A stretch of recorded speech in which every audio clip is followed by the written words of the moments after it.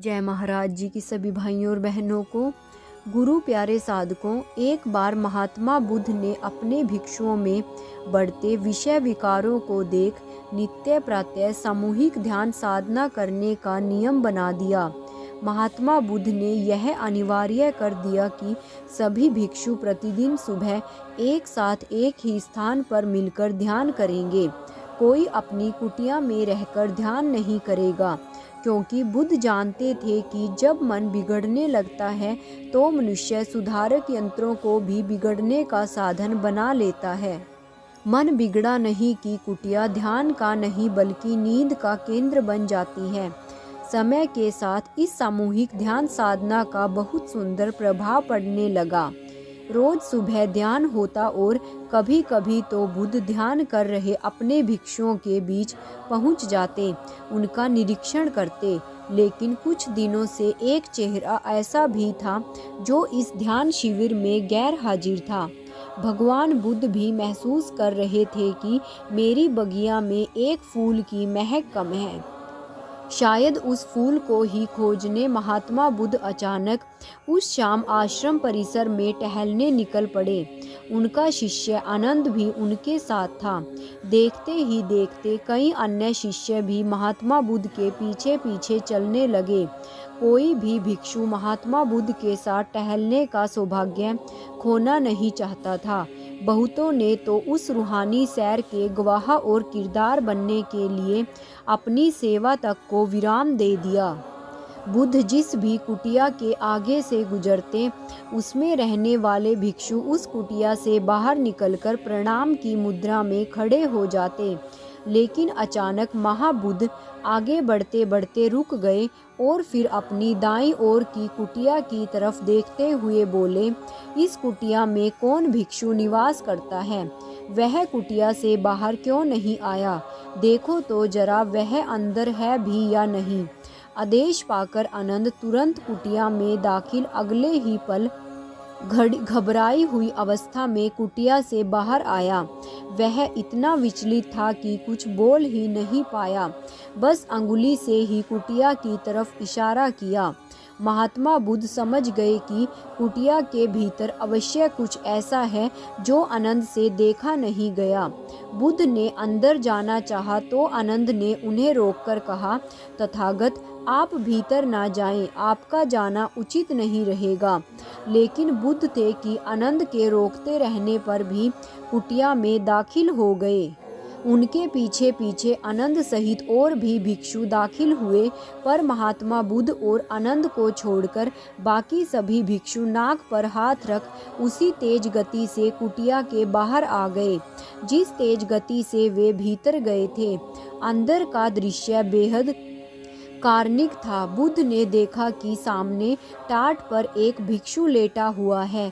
उसकी टांग पर एक गहरा जख्म है। उस जख्म से मवाद निकल रहा है जिसमें से भयंकर दुर्गंध उठ रही है। उसके आसपास मक्खियां भिनभिना रही हैं। ऊपर से भिक्षु को बहुत तेज ज्वर भी है, जिस कारण वह बेहद कमजोर और शक्तिहीन हो गया है। इसलिए लाख चाहते हुए भी वह महात्मा बुद्ध को प्रणाम करने के लिए खड़ा न हो पाया। बुद्ध इस दृश्य को देख भाव विभोर हो उठे और स्वयं घुटनों के बल उस भिक्षु के पास बैठ गए और फिर मवाद बहते उसके जख्म को एक तक निहारने लगे और निहारते निहारते अपना कलेजा जख्मी कर बैठे। महात्मा बुद्ध की आंखों में पानी तैरने लगा और मन में सवालों का सैलाब उमड़ उठा।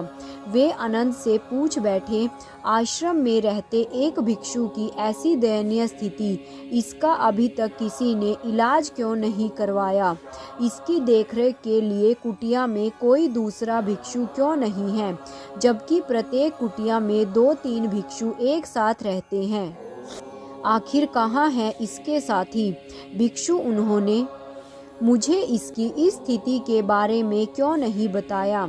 आनंद भी इस विषय के बारे में उतना ही अनजान था जितने कि महात्मा बुद्ध।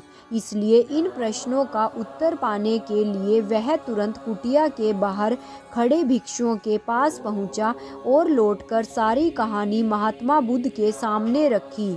वह बोला, तथागत, कुछ दिनों पहले यह भिक्षु सेवा करते हुए पेड़ से गिर गया था। पेड़ के नीचे पड़े पत्थरों की वजह से इसकी टांग में गहरी चोट आई।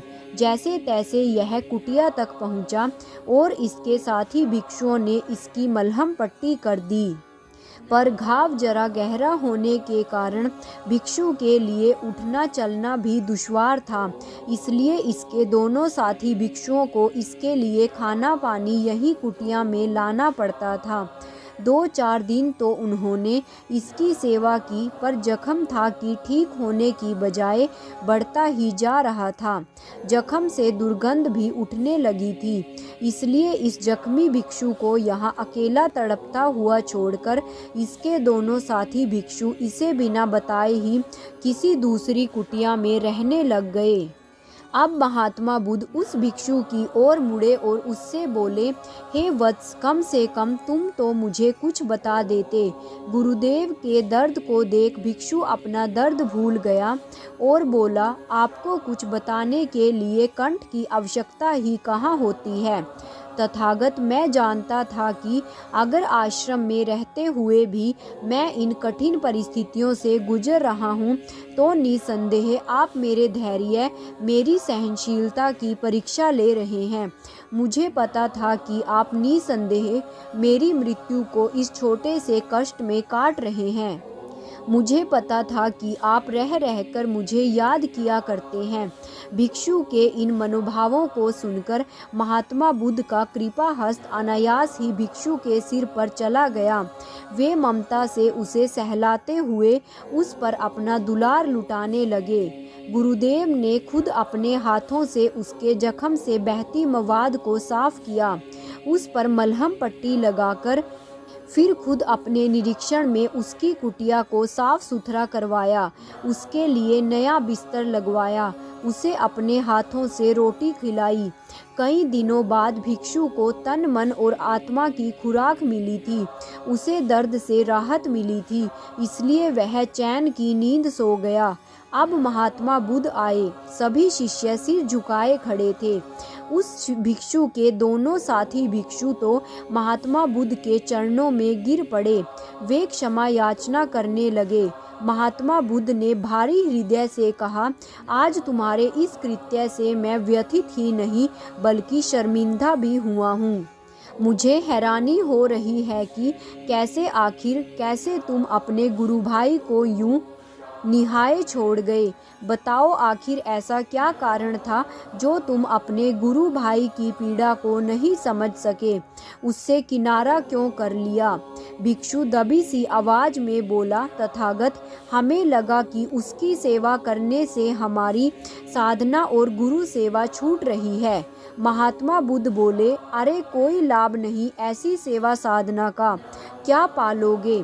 अमृत के कलश से अगर तुम्हारा एक साथी पानी की बूंद के लिए तरस रहा है तो मैंने कभी यह नहीं चाहा कि एक असहाय को तड़पता छोड़ तुम मेरे पीछे पीछे चलो। सच कहूँ तो वे लोग मेरे साथ रहकर भी मेरा साथ हासिल नहीं कर सकते जिनके दिल में दीन दुखियों के लिए प्रेम और करुणा नहीं है। याद रखना, जो नर की सेवा नहीं कर सकता वह नारायण की सेवा क्या करेगा। आज तुम सब यह बात अच्छी तरह जान लो। अतः हे भिक्षु गणों, यह अध्यात्म का पथ स्वार्थ का नहीं बल्कि त्याग का मार्ग है। इसलिए अपना चूल्हा जलाने से पहले तुम्हें यह देखना है कि कहीं तुम्हारे साथी के चूल्हे की राख ठंडी तो नहीं।